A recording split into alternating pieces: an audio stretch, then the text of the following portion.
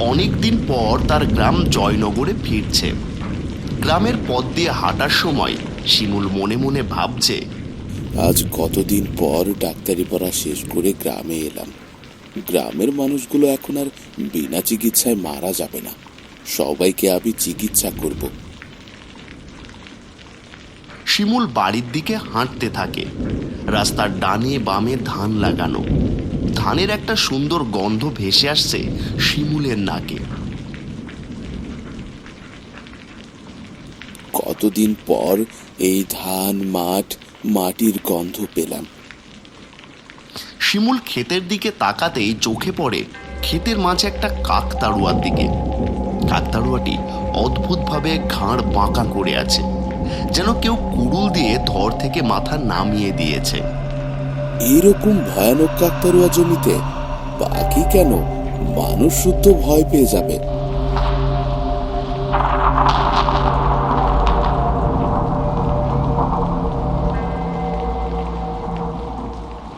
আরে শিমুল বাবা যে, এতদিন পর।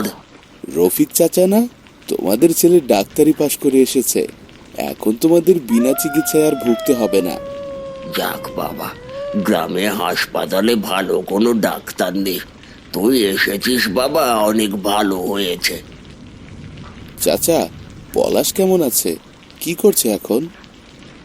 পলাশের কথা কি বলবো বাবা, ছেলেটা আবার শেষ হয়ে গেছে রে বাবা। কি হয়েছে চাচা পলাশের? ওর তো ইঞ্জিনিয়ার হওয়ার স্বপ্ন ছিল, তাই না?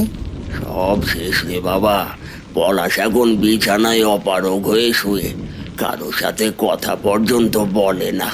কি হয়েছে পলাশের? বাবা সময় করে বাড়ি এসো, সব বলবো। আর যেহেতু তুমি এখন ডাক্তার, পলাশের চিকিৎসার বিষয়টাও যদি তুমি দেখো বাবা, আমি অনেক খুশি হব। ঠিক আছে চাচা। গ্রামে এসে এমন একটা দুঃসংবাদ শুনতে হবে, এটা কল্পনাও করিনি। দূরে দেখা যায় সাজু গাছের আড়াল থেকে রফিক ও শিমুলের সব কথা শুনছিল, যেটা শিমুল ও রফিক কেউই লক্ষ্য করে না।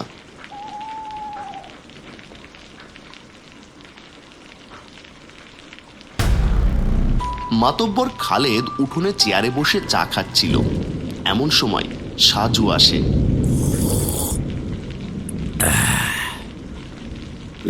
কিছু বলবি? হুজুর, গ্রামে তো এক নতুন পোলা আইছে। এ আসলো আবার? ওই যে বাপ মা মরা শিমুল, ওই পোলা আইছে। আসলে আসছে, এটা তো ওরই গ্রাম, আসতেই পারে। এটা আমাদের বিপদ আছে হুজুর, সে তো ডাক্তারি পড়া শেষ করে এসেছে শুনলাম। কি বলিস সাজু? সেটা আর বলছে কি হুজুর? এটা কি আর ব্যাপার? বেশি করলে অন্যদের মতো ওরই একই অবস্থায় হবে। সাজু ও খালিদ এসব গল্প করে দুজন হাসতে থাকে।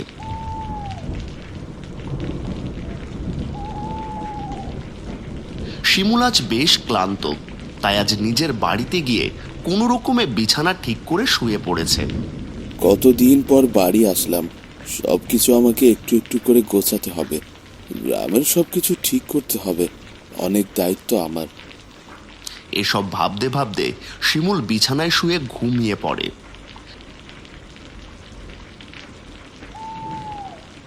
শিমুল গ্রামের রাস্তা দিয়ে হাঁটছে, দুপাশে ক্ষেত আর ক্ষেত। কতদিন এই গ্রামের পথ ধরে হাঁটি না। শিমুলের বাবা একজন কৃষক। শিমুল দেখতে পাই শিমুলের বাবা একজনের পা ধরে কান্না করছে। শিমুল দূর থেকে বিষয়টি দেখে খুব কষ্ট পায়। সে দৌড়ে এগিয়ে যায়। কি ব্যাপার বাবা, তুমি এই লোকের পা ধরে কান্না করছো কেন? বাবা, তুই কেন এসেছিস? এই অত্যাচারী লোক তোকে মেরে ফেলবে বাবা। তুই চলে যা, তুই চলে যা এখান থেকে। কি বলছো বাবা? আমি এতদিন পর গ্রামে এসেছি, আমি এই গ্রামের মানুষদের ভালো করতে চাই, আর তুমি কি বলছো এসব? বাবা, তোর জীবন সবচেয়ে আগে, তুই চলে যা বাবা, এখান থেকে তুই চলে যা। তুমি আগে বলো, তুমি কার পা ধরে কান্না করছিলে? আমি এই লোকের কাছে তোর জীবন ভিক্ষা চাইছিলাম বাবা। তোকে এই লোকটা মেরে ফেলবে রে বাবা। তোমার কথা আমি কিছুই বুঝতে পারছি না বাবা।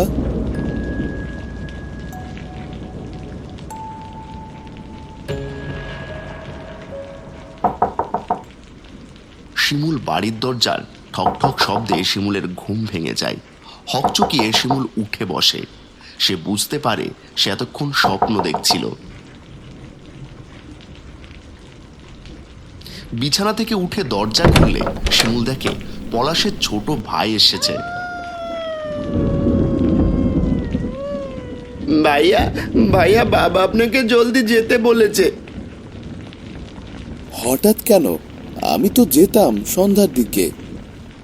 বাবা বাসায় গিয়ে পলাশ ভাইয়াকে আপনার আসার কথা বলেছে। এরপর থেকে পলাশ ভাইয়া ছটপট করছে, কোনো কথা বলে না, কিন্তু ভাইয়া উত্তেজিত হয়ে যাচ্ছে। তাই বাবা আপনাকে ডেকে পাঠিয়েছে। ঠিক আছে, চলো। শিমুল রিফাতের সাথে পলাশের বাড়িতে রওনা হয়।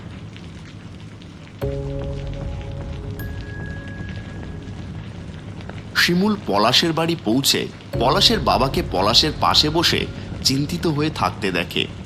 রুমে ঢুকলে শিমুলকে দেখে পলাশ উত্তেজিত হয়ে কিছু একটা বলতে চায়। শিমুল পলাশের পাশে বসে পলাশের মাথায় হাত বুলিয়ে দেয়। তুই চিন্তা করিস না পলাশ, তোকে আমি সুস্থ করে তুলবো। আমি ফিরে এসেছি। চাচা, পলাশের কি হয়েছে? কিভাবে হলো পলাশের এই অবস্থা? ছেলে আমার মাতব্বরের বিরুদ্ধে লড়তে গিয়েছিল, আর তাই। কি হয়েছিল চাচা? আমাকে খুলে বলুন। তাহলে শোনো, গ্রামের এই মাতব্বর ছোট ছোট মেয়েকে তার বাবা মায়ের থেকে চাকরি দেবার নাম করে নিয়ে যায়, আর শহরে নিয়ে গিয়ে বিক্রি করে দেয়। যে তার এই কাজে বাঁধা দেয় তাকেই মাতব্বর পদ থেকে সরিয়ে দেয়। কি বলছেন চাচা এসব? ওই মাতব্বর আমার ছেলের এই অবস্থা করেছে। ছেলে আমার এই অপকর্মের বিরুদ্ধে গিয়েছিল, তাই আজ আমার ছেলের এই অবস্থা হয়েছে। গ্রামের সবাই মিলে একসাথে প্রতিবাদ করলে? না রে বাবা, মানুষ নিজের প্রাণের ভয়ে কেউ কিছুই বলতে পারে না রে বাবা। তুমি নতুন এসেছো, গ্রামে কিছুদিন থাকো, তাহলেই বুঝতে পারবে। তো এইসবে জড়িয়ে যেও না, তোমার ক্ষতি হতে পারে। এই অন্যায় দেখে সহ্য করা যায় নাকি? ভুলেও যেন এই কাজ করো না। দেখেছো তো তোমার বন্ধুর অবস্থা। পলাশকে আমি সুস্থ করে তুলবো ইনশাল্লাহ, আপনি কোনো চিন্তা করবেন না চাচা। শিমুল একটা কাগজে কিছু ওষুধ লেখে, তারপর কাগজটা রিফাতকে দিয়ে বলে, এই নাও, ভাইয়ের জন্য এই ওষুধগুলো নিয়ে নিয়ম করে খাইয়ে দিও। শিমুল সব কাজ শেষে বের হয়ে যায়।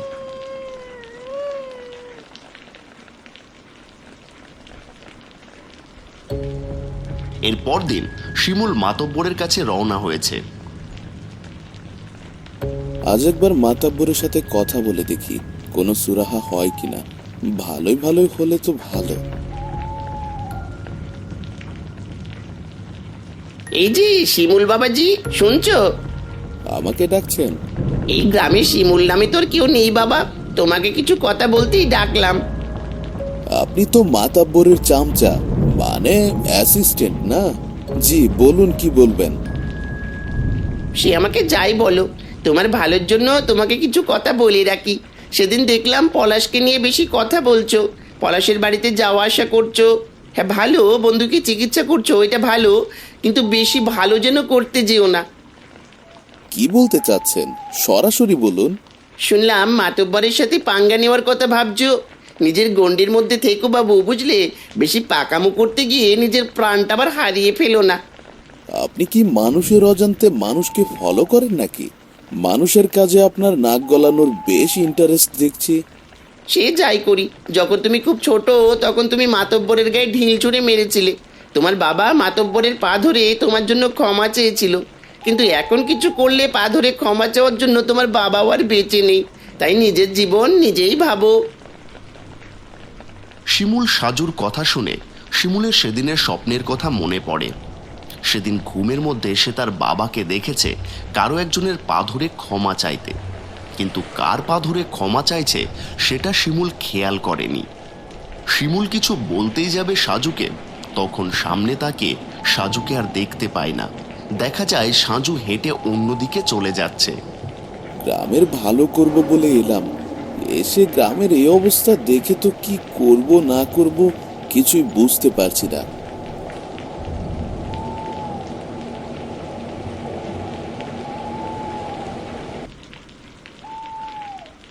পরের দিন রাতে খালিদ শুয়ে আছে। হঠাৎ খালিদ দেখতে পায় তার পাশে খড়ের কিছু একটা দাঁড়িয়ে আছে।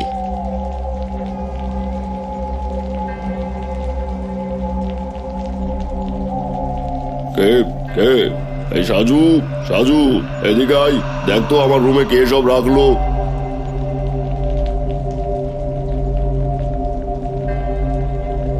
হুজুর, এটা তো একটা কাকতাড়ুয়া, কিন্তু এখানে এটা এলো কি করে? বের করে সব, আমার রুমে কে ঢুকিয়েছিল? হুজুর, আপনার রুমে তো কারো ঢোকার সাহস নেই, তাহলে এটা কেমনে আসলো? হুজুর, এটাকে তো আমি কোনোভাবেই আপনার রুম থেকে বের করতে পারছি না। এই রাতের বেলা এখানেই থাকুক, কাল সকালে মানুষ ডেকে এনে সরাই দেবো কেনে। আচ্ছা আচ্ছা, কিন্তু কাল সকালে যেন সরানো হয়।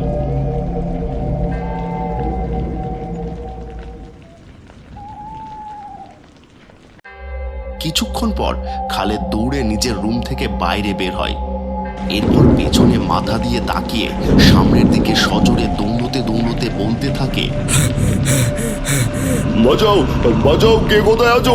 কে কোথায় আছো? আমাকে বাঁচাও, ভূত আমাকে মেরে ফেললো, বাঁচাও। গ্রামের সবাই খালেদের চিৎকার শুনে ছুটে বের হয়ে যায় যে যার নিজের বাড়ি থেকে।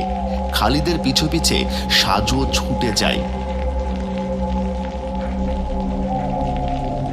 খালেদ এলোপাথাড়ি দৌড়তে দৌড়তে ক্ষেতের মাঝখানে চলে যায়। ভয়ানক দেখতে কাকতাড়ুয়া ভয়ানক কণ্ঠে কথা বলে ওঠে, কিরে, মনে পড়ে আমাকে? ঠিক এইভাবেই আমি পালাতে চেয়েছিলাম, কিন্তু তোরা আমাকে পালাতে দিসনি। কে কে কে কে কে কে তুমি? কি কি চাও? কি চাও আমার কাছে? কেন চিনতে পারছিস না? আমাকে হত্যা করে যে এই ক্ষেতের মাটিতে পুঁতে দিয়েছিলি রাতের অন্ধকারে। মানে তুই সুবিয়া? কিন্তু সুবিয়া তো মারা গেছে। হ্যাঁ, তোরা আমাকে খুন করেছিস রাতের অন্ধকারে। কেউ আমাকে বাঁচাতে আসতে পারেনি, আর আজ পুরো গ্রামবাসীর সামনে তোকে হত্যা করব। সবাই দেখেও কিছু করতে পারবে না। আমার কিচ্ছু করতে পারবি না তুই। এই গ্রামের মানুষ আমাকে বাঁচিয়ে নেবে।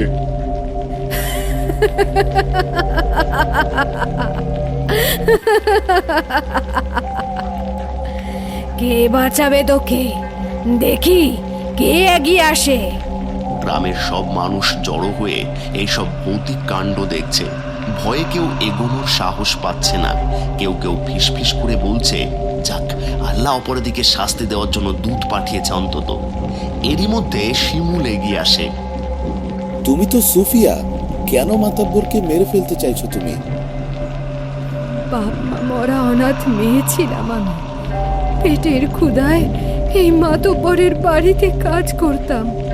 আমাকে শুধু একবেলা খাবার দিত, কিন্তু একদিন চাচা, আজকের মতো আমার কাজ শেষ, আমি তাহলে যাই। সবকিছু গুছিয়ে দিয়েছি। আচ্ছা, তুই সারাদিন এত কষ্ট করিস আমার বাড়িতে, আমার দেখে বড় মায়া হয়। তোর জন্য একটা কাজের প্রস্তাব আছে, করবি? মেলা টাকা বেতন পাবি, আর সাথে আমিও কিছু ভাগ পাবো। কি কাজ চাচা? শহর থেকে আজ এক বাবু আসবে, তুই তার সাথে চলে যাবি, বুঝলি? কিন্তু কেন যাব আমি? আমার কোনো কাজের দরকার নেই। আমার একবেলা ভাত হলেই চলবে চাচা। আরে হুজুর, এই মেয়েকে এত অনয় বিনয় করার কি আছে? হ্যাঁ, শহরের বাবু তো টাকা দিয়েই গেছে। আজ আসলে সুপিয়ারে খালি ওনার হাতে তুলে দেবেন। আমি কোথাও যাব না শহর থেকে। তোকে বিক্রি করে দেওয়া হয়ে গেছে রে। তোকে দেখে শহরের বাবুর অনেক পছন্দ হয়েছিল, বেশ চড়া দামি মাতব্বর সাহেব তোকে বিক্রি করে দিয়েছে। আমি কারোর সাথে যাব না। সুফিয়া ভয়ে দৌড়তে শুরু করে। এই সাজু, ধরে আনোকে, পালিয়ে গেলে সমস্যা। একটু পরে লোক আসবো ওকে নিতে। সুফিয়া নিজেকে বাঁচাতে এদিক ওদিক দ্রুত দৌড়তে থাকে। সাজু মাতব্বরের কথা শুনে সুফিয়াকে ধরার জন্য দৌড়তে থাকে। সাজুর পেছনে খালেদও দৌড়তে থাকে সুফিয়াকে ধরার জন্য। আশেপাশে সবাই ঘুমিয়ে পড়েছে। অন্ধকার নির্জন রাস্তা, কিছুই ঠিকঠাক দেখা যাচ্ছে না। রাস্তার উঁচু একটা পাথরে সুফিয়া ধাক্কা খেয়ে পড়ে মাথা ফেটে রক্ত পড়তে থাকে। হুজুর, এই তো মাথায় অনেক আঘাত পাইছে, কি করবেন এখন? এর চিকিৎসা করাতে গেলে মেলা টাকা খরচ, আর এর মাথাও ফেটে গেছে। এরকম শরীরের মেয়ে বাবু নেবেও না। অনাথ মেয়ে মরে গেলেই বাকি। এর চিকিৎসার জন্য উল্টে আমার পকেট থেকে টাকা যাবে। তাহলে কি করব স্যার? এদের মাঝখানে ওই কাকতাড়ুয়ার সামনে মাটি চাপা দিয়ে আসো। কিন্তু স্যার, মেয়েটা এখনো মরে নাই।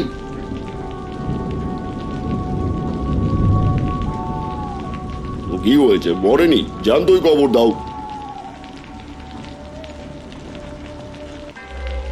কে শিমুল? শুনলে ঘটনা? কেন একে আমি মারতে চাই? শুধু খালেদ না, ওই সাজুকেও আজ আমি পুরো গ্রামের সামনে শাস্তি দেব। আর যে ওদের দিকে এগোবে তাকেও মেরে ফেলবো। কেউ এগিয়ে না, এদের শাস্তি পাওয়া উচিত। মৃত্যু এদের যোগ্য শাস্তি। সুফিয়াকে তার প্রতিশোধ নিতে দাও। কাকতাড়ুয়া মাটি খোঁড়ার কোদাল দিয়ে সাজুকে মেরে ফেলে, আর খালেদকেও কোদাল দিয়ে মাথা থেকে ঘাড় আলাদা করে দেয়। গ্রামের সবাই এই ভয়ানক রাতের সাক্ষী হয়, আর গ্রাম থেকে এক শয়তানের বিদায় দেখতে থাকে। সাজু খালেদের মাথাহীন দেহ মাটিতে লুটিয়ে পড়ে। কাকতাড়ুয়া তার প্রতিশোধ শেষে হাওয়ায় মিলিয়ে যায়।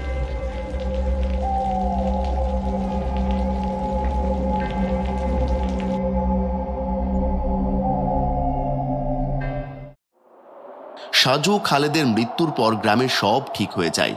শিমুল পলাশকে চিকিৎসা করে সারিয়ে তোলে। গ্রাম থেকে অশুভ মানুষের ছায়া দূর হওয়ায় এখন সবাই বেশ শান্তিতে বসবাস করতে থাকে।